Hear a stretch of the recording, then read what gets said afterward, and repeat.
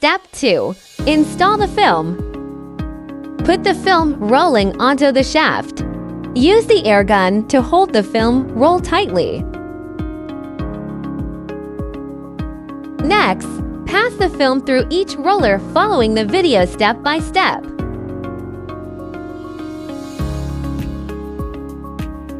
Push this roller upward and pull out more film.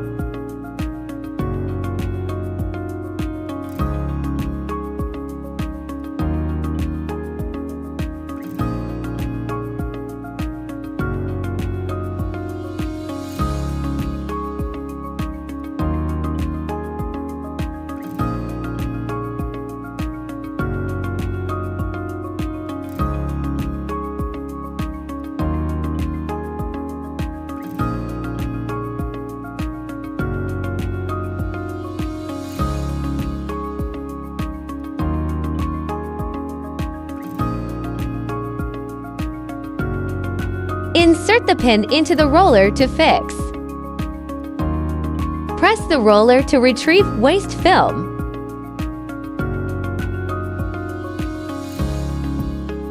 Adjust the film and let the eye mark lines up with the red light. Last, press the screw to lock.